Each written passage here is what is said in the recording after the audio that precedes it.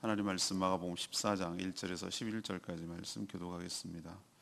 마가복음 14장 1절에서 11절입니다. 오늘은 4월 11일 목요일 아침입니다. 4월 11일자 보면 마가복음 14장 1절에서 11절까지 말씀 교독하겠습니다.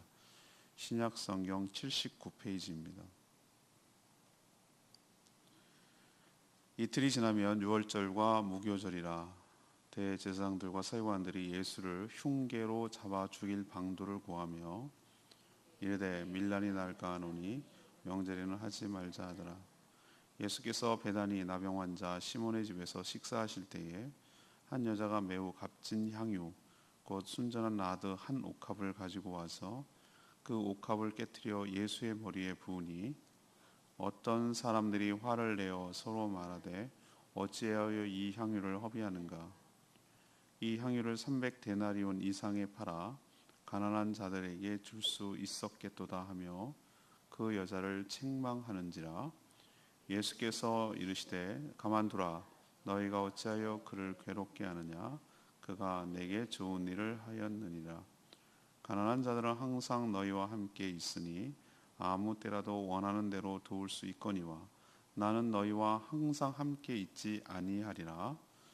그는 힘을 다하여 내 몸에 향유를 부어 내 장례를 미리 준비하였느니라. 내가 진실로 너희에게 이르노니 온 천하에 어디서든지 복음이 전파되는 곳에는 이 여자가 행한 일도 말하여 그를 기억하리라 하시니라. 12 중에 하나인 가룟 유다가 예수를 넘겨주려고 대제사장들에게 가매 그들이 듣고 기뻐하여 돈을 주기로 약속하니 유다가 예수를 어떻게 넘겨줄까 하고 그 기회를 찾더라. 아멘. 지난 월화 수요일까지는 종말에 관한 이야기를 했다면 오늘부터는 이제 본격적으로 예수님이 십자가에 죽으시고 부활하신 내용으로 들어갑니다. 6월절 이틀 전 종교 지도자들은 모여서 흉계로 예수님을 죽일 방도를 찾지만 당시 6월절이기 때문에 백성들의 민심을 얻고 있는 예수님을 건드렸다가 밀란이 날 수 있으면 자기들의 입지가 곤란해질까봐 주저하는 내용을 지금 이야기하고 있습니다. 예수님이 베다니 나병 환자 시몬의 집에서 아마 이 시몬을 고쳐주신 것으로 보고 시몬은 감사한 마음으로 자기 집에서 식사를 대접한 것으로 보입니다. 그 집에서 식사할 때 한 여자가 고가 최소 300데나리온, 데나리온은 일당을 말합니다. 고가의 나드 향유를 예수님의 머리에 붓습니다. 그러자 사람들이 이것을 팔아 구제에 쓰지 않는다고 그녀를 책망하며 화를 냅니다. 예수님은 도리어 그녀를 보호하며 가만두라고, 괴롭게 하지 말라고, 그녀는 지금 나의 장례를 미리 예비하고 있다고. 시신이 사람이 죽으면 그 시신에다가 향유를 붓고 향품을 바르거든요. 그게 유대인의 장례법이었어요. 아리마대 사람 요셉이 나중에 예수님이 죽을 때 그 무덤에다가 자기 무덤에다 한 것이고 부활절 새벽에 갑자기 장례를 너무 급하게 치르라고 향유와 향품을 바르지 못했던 것이 못내 아쉬웠던 사람들, 여인들이 찾아온 것도 그 이유였습니다. 이게 유대법의 장례법입니다. 그리고 칭찬하셨어요. 그렇지만 예수님은, 가룟 유다는 야단을 맞아서 그런지 몰라도 예수님을 팔려고 대제사장이 찾아갔고 돈을 받고 어떻게 하면 팔아넘길까 그 기회를 엿본다는 그런 내용이 오늘 스토리입니다. 오늘은 뚜렷하게 두 가지 대조되는 개념이 있어요. 하나는 헌신, 하나는 배신이에요. 무엇이 헌신이고 무엇이 배신인가? 이것이 바로 오늘의 질문이에요. 첫 번째는 1절 말씀에 나오죠. 유익을 위해 주님을 죽이는 것이 전 배신이라고 생각해요. 이틀이 지나면 6월절이 곧 무교절이에요. 6월절이 예수님 6월절이 바로 10번째 재앙이 일어난 날이기도 하고요. 그날 또 누룩 없는 빵을 먹어야 되는 날이 시작되기 때문에 무교절의 시작점이 6월절이에요. 같은 날이에요. 그렇지만 무교절은 일주일 동안 진행되기 때문에 더 길죠. 그래서 이것은 명칭이 다를 뿐 개념을 어디다가 잡을 것이냐의 문제인데, 양을 잡는다는 것을 강조하면 6월절이고 누룩 없는 빵을 먹는다는 걸 강조하면 무교절이고, 6월절은 하루지만 무교절은 일주일이고, 뭐 이런 차이는 있지만 같은 개념으로 봐야 돼요. 이제 이틀 금요일이라고 칩시다. 그러면 오늘이 뭐죠? 수요일이라는 얘기입니다. 흉계로 유대인의 이제 최대 명절인데, 사람들이 명절을 지내기 위해서 전국에서 예루살렘으로 모여들고 있는 그런 시점입니다. 근데 이제 며칠 사이라고 하는 것은 월요일, 화요일 뭐 이런 며칠이죠. 주일, 월요일, 화요일 뭐 이 정도 3일 정도 될 건데, 요 사이에 예루살렘 성전을 중심으로 보여준 예수님의 행적 여러 가지 있습니다. 행적이 대표적으로 거슬렸던 게 뭡니까? 성전을 정화하는 것, 자기들의 이권을 침해하는 아주 자기들이 보기에는 심각한 문제였잖아요. 그런 일도 있지 않나.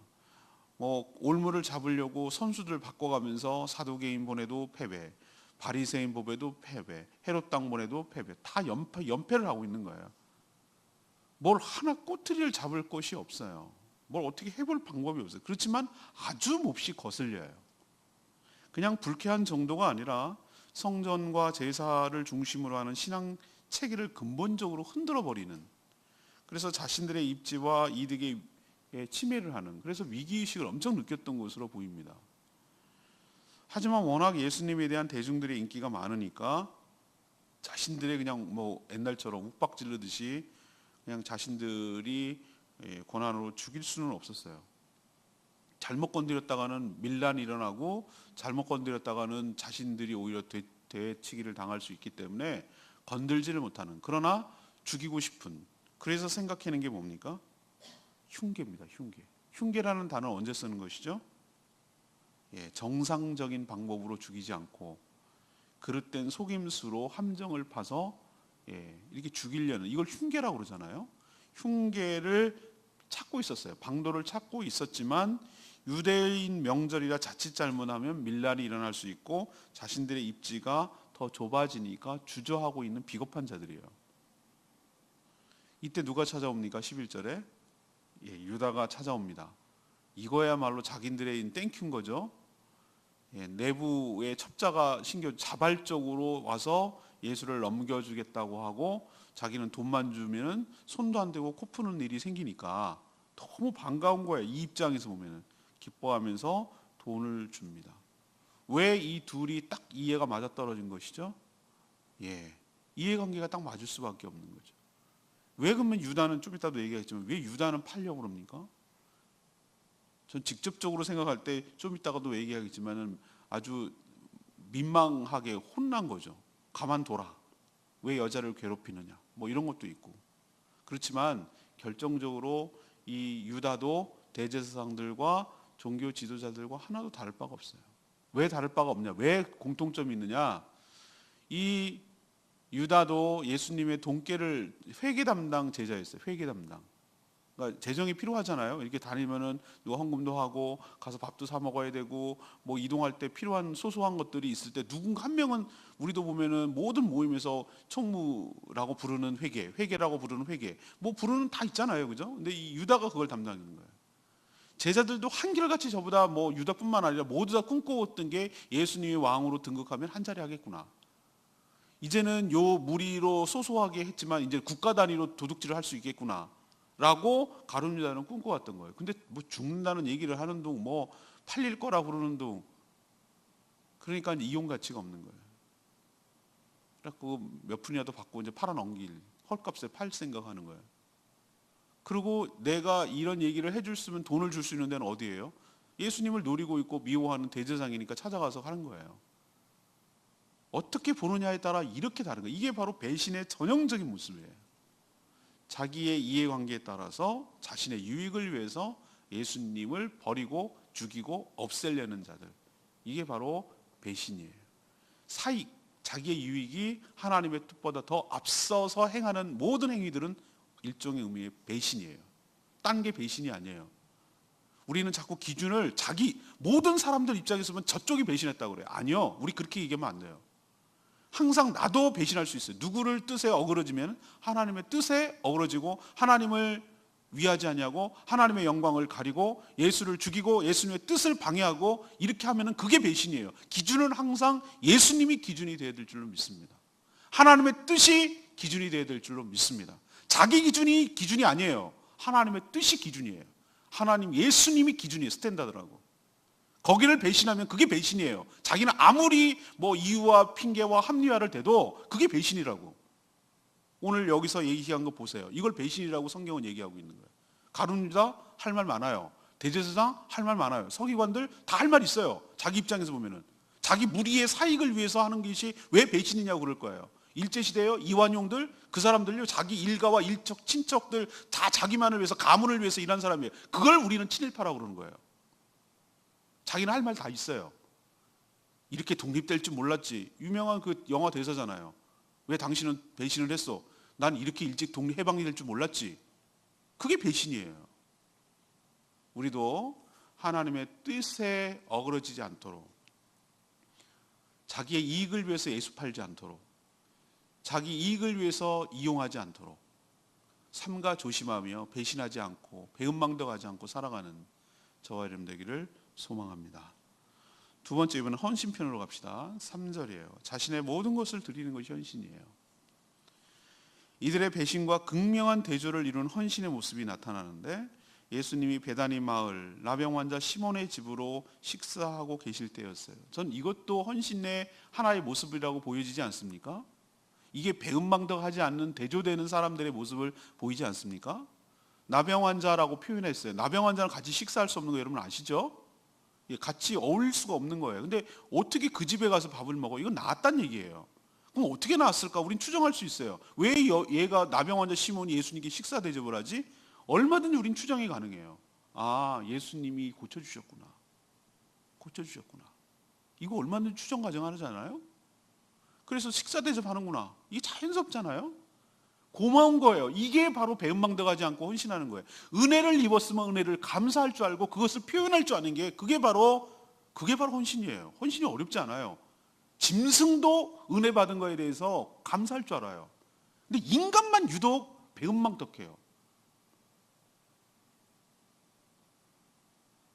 그때 또 하나의 헌신의 아이콘이 나타납니다. 한 여인이라고 표현했는데 다른 공간 복음에서는 마리아라고 표현하고 있어요. 예수님 어머니 마리아 말고 그 여인이 매우 값진 향유, 그 나드 향유라고 그랬어요. 이건 인도에서만 나는 것인데 엄청나게 고가라고 해요. 식물 뿌리에서 난다는 건 향수 자체도 모르니까 이런 건 뭔지는 모르겠지만 아무튼 엄청 고가. 근데 이거를 옥합이라고 말하는 것은 호리병처럼 생긴 병에다가 아예 해가지고 그걸 갖다가 병을 갖다가 일체형으로 담아버리는 거예요. 그래서 이것을 쓰기 위해서는 얇은 병목을 갖다가 딱 따면, 목을 분지르면, 옥합을 분지르면 그냥 다 써야 되는 이런 용도예요. 주로 결혼식 할 때나 장례식 할 때 쓰는 그런 용도의 고가의 이 향유였어요. 향기름.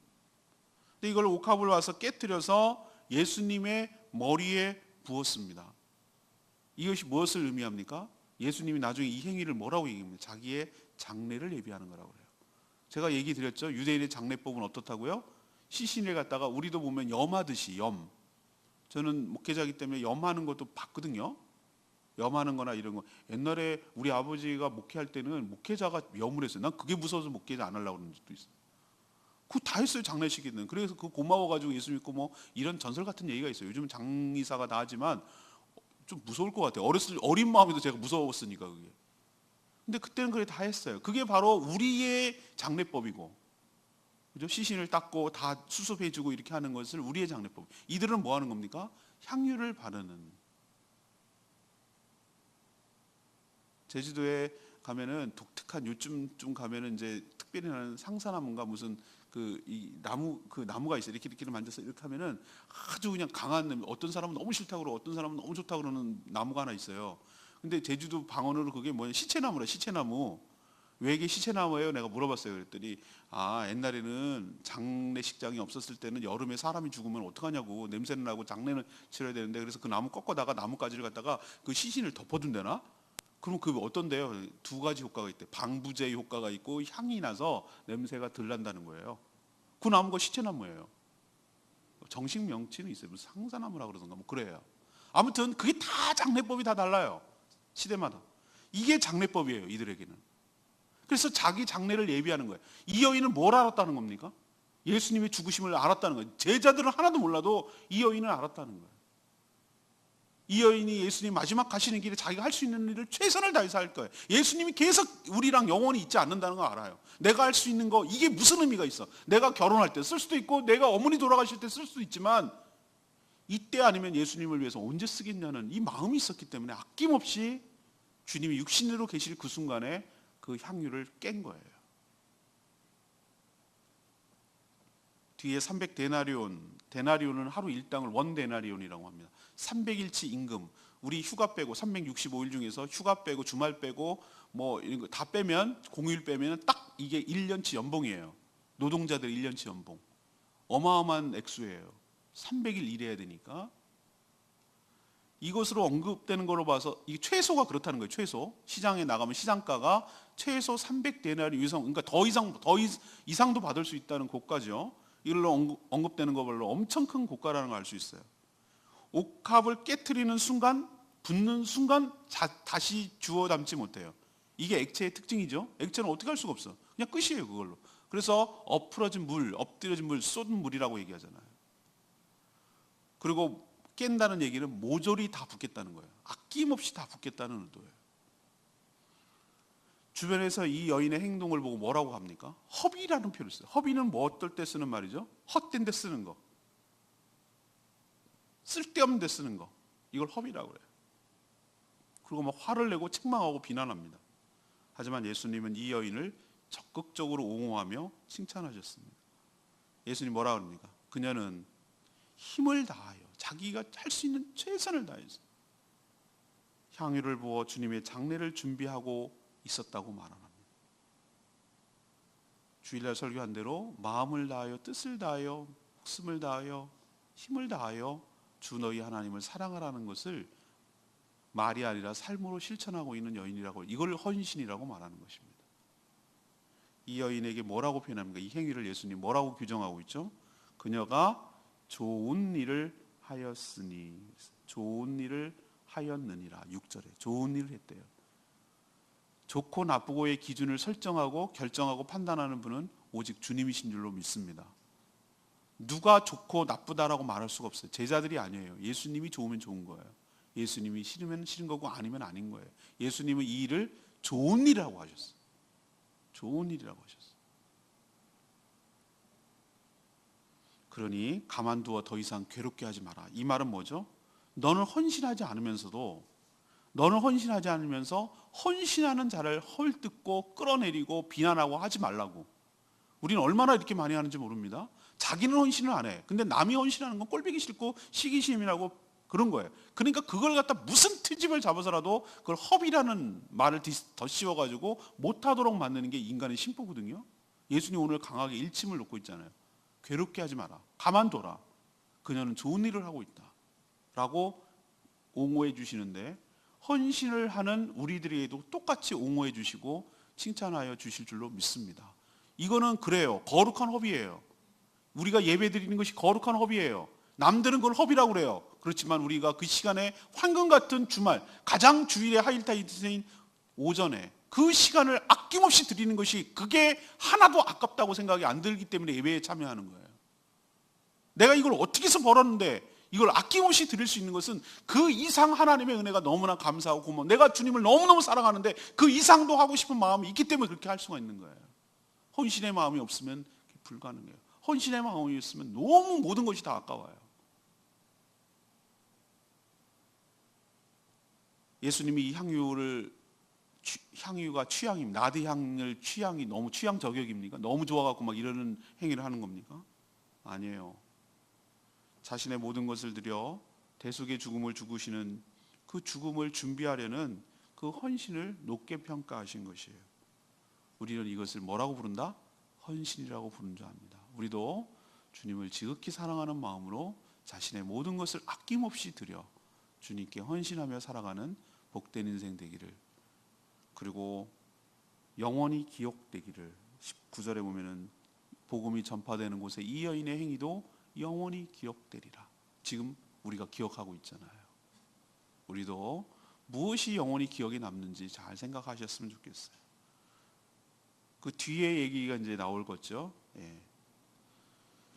세 번째는 9절입니다. 주를 향한 헌신도 주를 향한 배신도 영원히 기억될 거라는 얘기를 하고 있어요. 예수님에게 향유옥합을 붓자 어떤 사람들이 화를 내면서 이 고가의 향유옥합을 팔아 구제에 쓰지 않는다고 책망하며 비난했습니다. 이 어떤 사람들이라고 표현한 것이지만 다른 성경에 보면 이 말을 주도한 자가 누굽니까?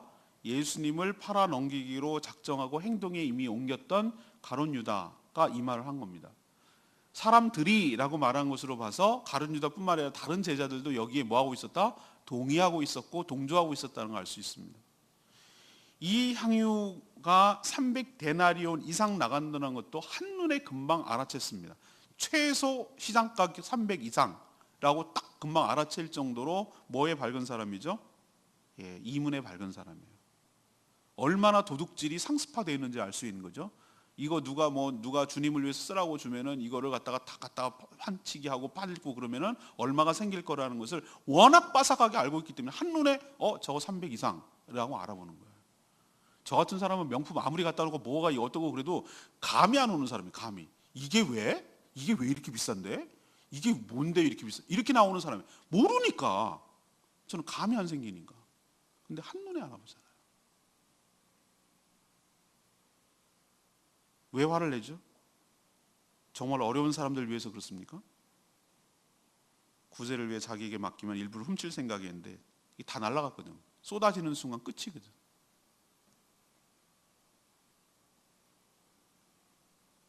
그래서 화를 낸 거죠. 자기 이익에 침해되니까. 예수님은 뭐라고 얘기합니까? 가난한 자는 언제든지 있을 것이다. 네가 구제하지 말라는 거 아니다. 언제든지 구제할 기회는 있을 수 있지만 자신의 대속의 죽음은 딱 한 번이기 때문에 이 여인이 의미 있는 일을 했다고 칭찬해 주셨습니다. 사실은 이들은 예수님을 위하는 자들이 아니에요. 자신을 위해 죽으러 가는 분에게 향유 옥합보다 더한 것도 드려야 하지 않을까 이렇게 하는 게 마땅한데 그렇지도 않으면서 남의 헌신을 방해하고 비난하는 자들이에요. 예수님은 이 여인의 헌신이 영원토록 복음이 전파되는 곳에 기억될 거라고 하셨는데 우리는 지금 이렇게 기억하고 있습니다.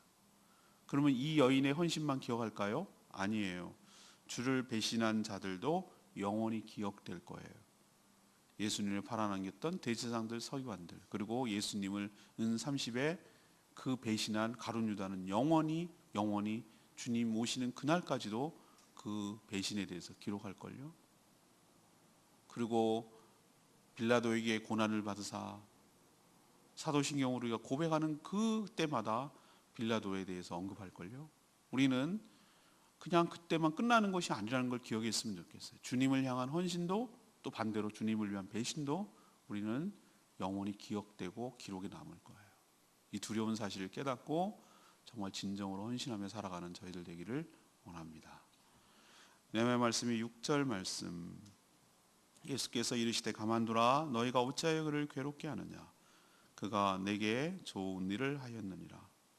향유와 컵을 깨뜨려 예수님 머리에 붓는 것을 두고 한쪽은 뭐라고 부르죠? 허비라고 부르고 화를 내며 비난하고 또 예수님은 그녀의 일을 좋은 일이라고 하고 헌신이라고 부릅니다. 후대에 이 여인의 행위를 뭐라고 우리는 기억하고 알고 있냐면은 헌신의 표본, 헌신의 아이콘으로 우리는 얘기할 때마다 이 여인을 언급합니다. 누가 옳겠습니까? 항상 주님이 옳습니다. 주님이 옳으면 좋으면 좋은 거예요. 아니면 아닌 거고요.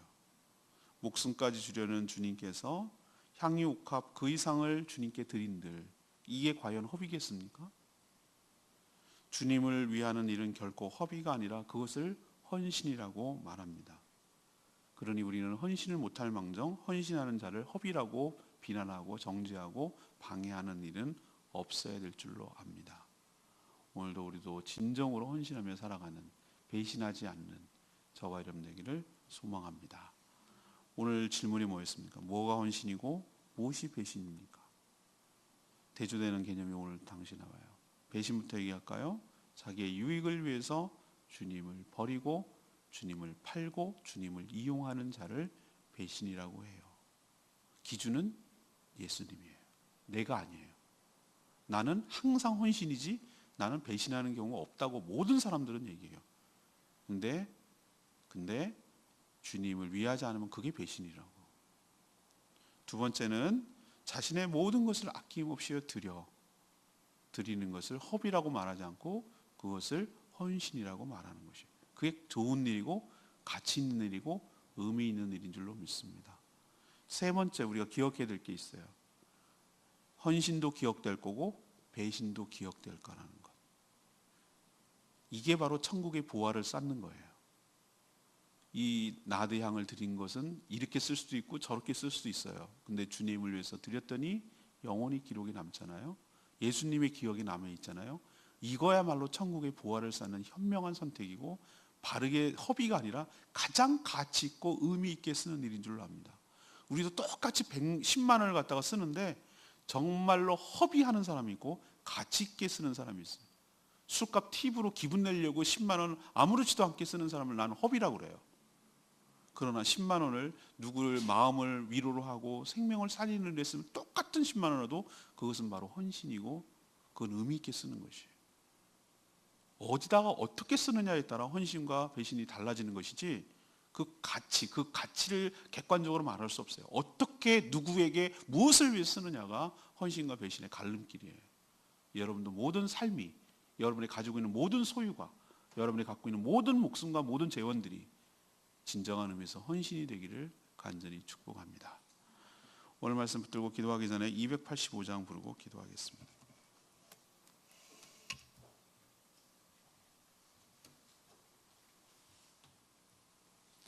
찬양지 285장 내게 있는 향유옥합 주님께 가져와.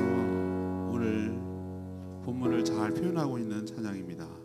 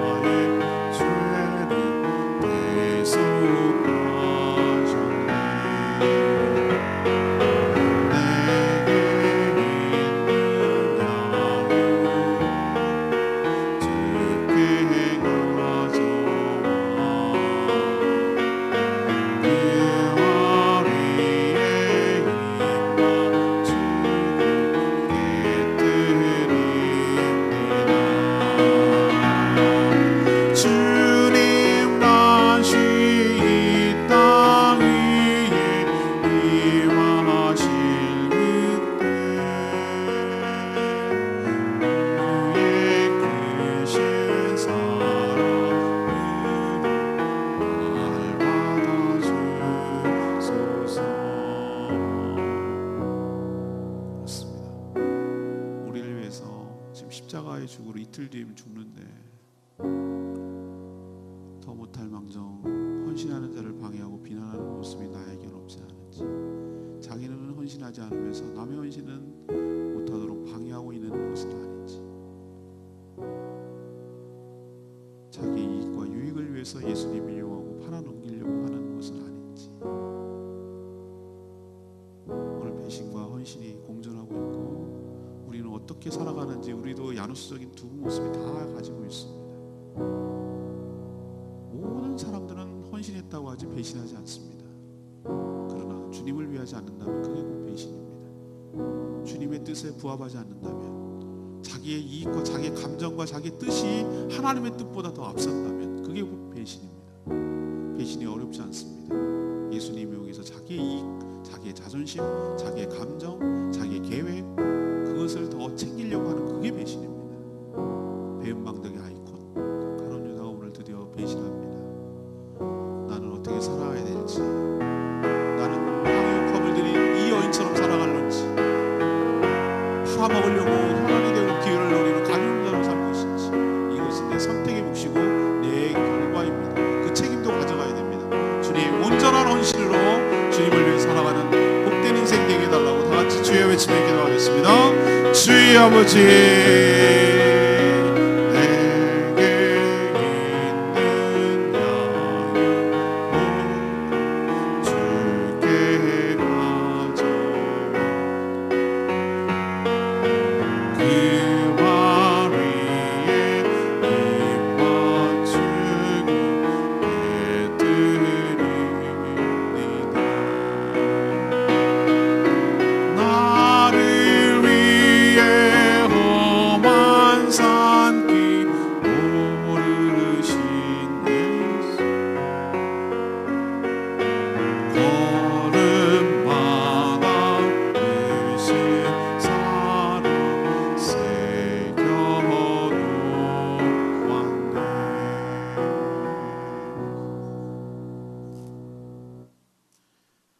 하나님, 이 땅의 주인으로 오셨는데도 몰라보고 자신의 이익이 침해된다는 이유로 죽여 없애려는 종교자들의 모습을 보면서 저희도 그럴까봐 정말 두려운 생각이 듭니다. 우리를 위해 죽기 위해 가시는 그 주님에게 더한 것을 드려도 아깝지 않은데 자신은 드리지도 않으면서 남들의 헌신을 허비라고 비난하는 어리석은 자가 되지 않게 하여 주시옵소서. 자신의 모든 것을 아낌없이 다 쏟아들여 주님을 위하는 헌신된 삶을 살게 하여 주시옵소서. 주님을 위한 것이 결코 허비가 아니라 좋은 일이고 그게 바로 헌신임을 깨닫게 하여 주시옵소서. 저희도 이 여인처럼 주님께 온전히 헌신되는 삶, 그리고 이것이 영원히 기억되고 천국의 보화를 쌓는 것임을 기억하고, 오늘 하루도 주님을 위한, 아니 오늘 아니라 나의 모든 일생이 주님께 온전히 드려지는 헌신된 삶이 되게 하여 주시고, 그게 바로 그 가치 있고 의미 있게 살아가는 것임을 깨닫게 하여 주시옵소서. 오늘도 하나님께 어떻게 헌신된 삶을 살지, 무엇이 배신인지, 나는 혹시 배신하고 살아가고 있지는 않은지, 배은망덕한 모습은 없는지 다시 한번 내 자신의 모습을 살펴보고 주님의 뜻에 부합하도록 주님을 위해서 온전히 헌신된 삶을 살아가는 하루 되게 하여 주시옵소서. 기도함으로 그 뜻을 분별하게 하시고 주의 뜻을 분별하며 그 뜻에 순종하며 살아가도록 오늘 하루 발걸음을 인도하여 주시옵소서. 기도조차 못하는 연약한 자들 불쌍히 여겨주시고 대신하여 중보 기도할 때 그 기도까지 응답하여 주시옵소서. 주님께 모든 것 맡기옵고 예수 그리스도의 이름으로 축복하며 기도합니다. 아멘. 오늘 하루도 주님의 은혜 가운데 살아가는 복된 하루 되길 축복합니다. 충분히 기도하고 시작하겠습니다.